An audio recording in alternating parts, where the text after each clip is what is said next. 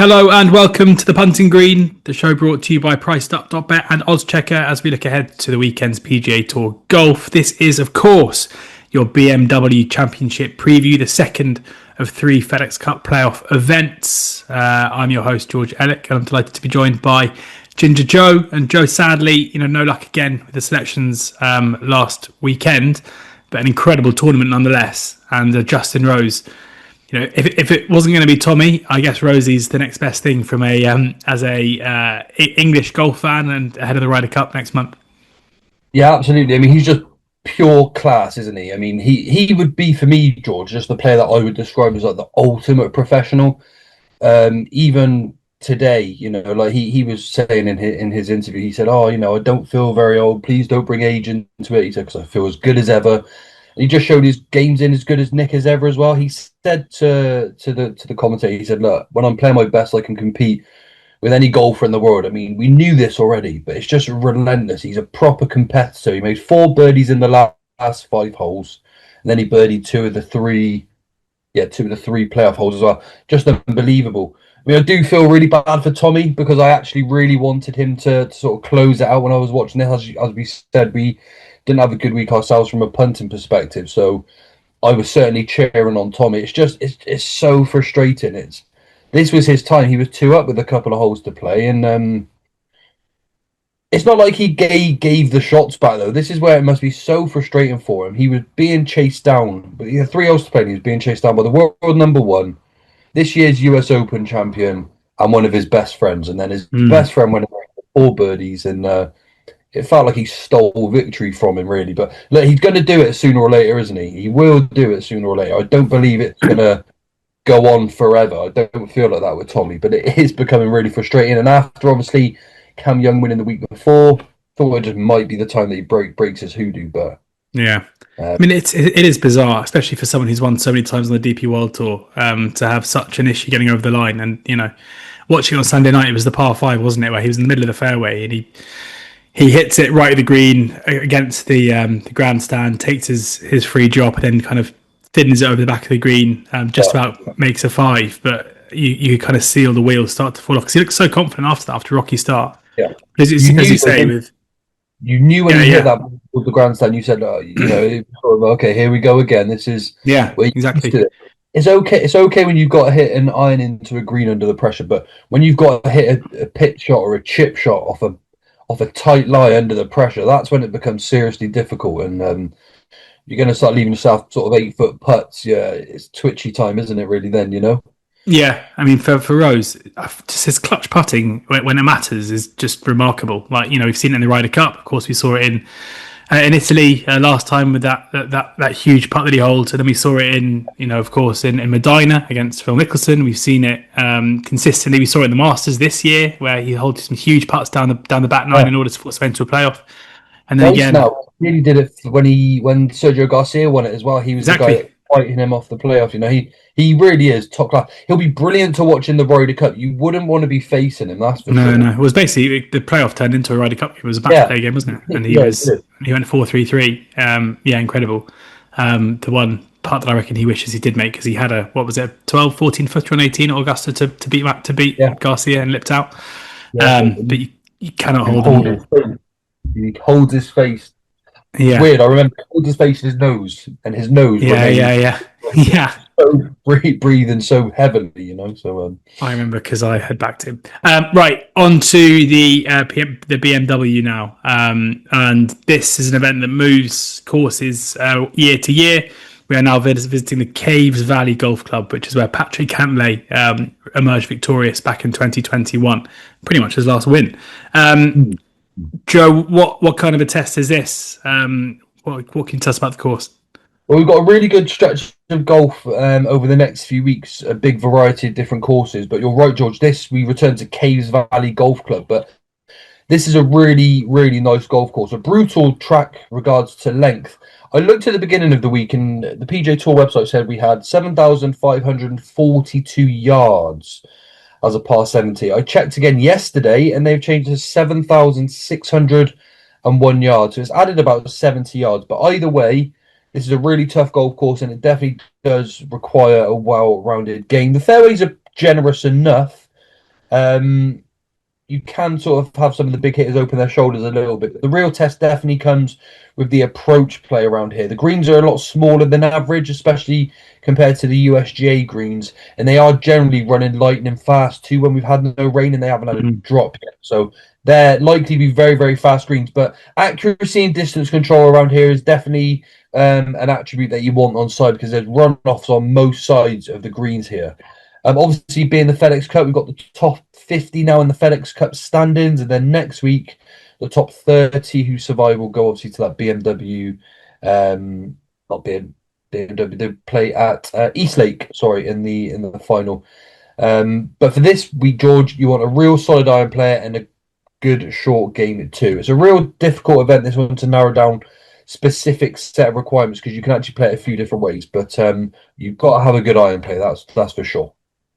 Good stuff. And to the fact that, you've got the players trying to qualify for next weekend, does that come into your mindset at all? Like I've seen, I think it's Zander who's been at every final since 2017. He needs to finish, I think, top 5, top 6 in order to force his way in. Does that come into your thinking, or are you looking at this like a normal, regular event? I'll treat it like a normal, regular event myself, George, because the motivation should still be there regardless of what tournament they have next week. So I don't look at it like that personally myself. You still want them to finish in the top. You still want them to finish at the top of the leaderboard or in the top 2 or 3 to get some place money. So yeah, I wouldn't look into that too much myself. I still want to play that suited to the course and out there to win. Lovely. Let's get into the preview then. And looking through the betting, Scotty Scheffler, unsurprisingly, is a 5-2 favourite. Did think it was interesting how he kind of had the tournament in the palm of his hand on Sunday and just couldn't really find the iron play that we associate with him. Missed a couple of putts as well. It didn't look his normal self, but still finished one shot off the lead. So what does that say about him? Rory McIlroy, second favourite at 15-2. Ludwig Oberg and Tommy Fleetwood 20-1 alongside Xander Schauffele. Justin Thomas 22-1. Patrick Cantlay, as you said, the winner here in 2021. 22-1. Cameron Young playing brilliantly, had a shot really low score on Sunday yet again, is 25-1. JJ Spawn came so close and seems to love these kind of high tariff events, 30-1. Colin Morikawa 33-1. Russell Henley 33-1. Sam Burns 33-1. Let's just have a quick chat on Scotty. What did he make of his performance? Because I'm sure he'll have a few backers despite the relatively short price. Yeah, I mean the way he played, if the way he played it was Rory or Xander Schauffele, I'd be a little bit concerned. But he's got such a high bounce back factor, Scotty Scheffler, that it really just doesn't concern me anymore. I try and take him on so often after a poor tournament, poor round, and he just fires back like it never happened. So I'm not concerned about his current form. As we know, George, it's just that price, isn't it? 5-2, 3-1, I think, this week to beat this field. We've got a big bunch of class players to sort of attack him with. So I'm going to take him on the price, but I'd expect him to bounce back and play well here. Like I said, I've tried to take him on far too many times.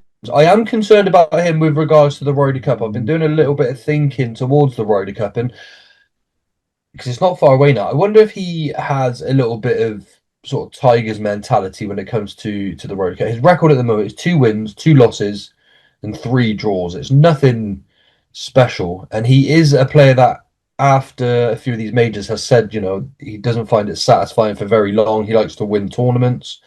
I wonder what his motivation is really like for the Ryder Cup, because if America win, it's not like Scotty Scheffler wins. He's very much an individual man. I wouldn't necessarily say he's the biggest sort of team player. So although I think he's going to bounce back this week, I would be quite concerned about backing him in any markets for the Ryder Cup, which is obviously only a few weeks around the corner now.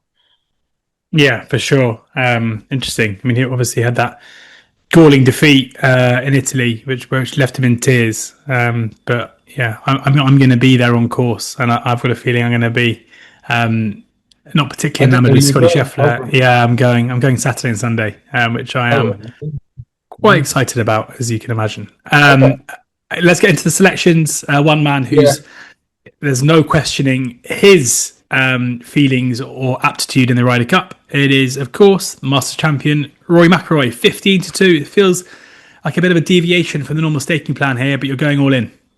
Yeah, I mean, look, this is a golf course again. I just feel it's absolutely tailor-made for Rory's game.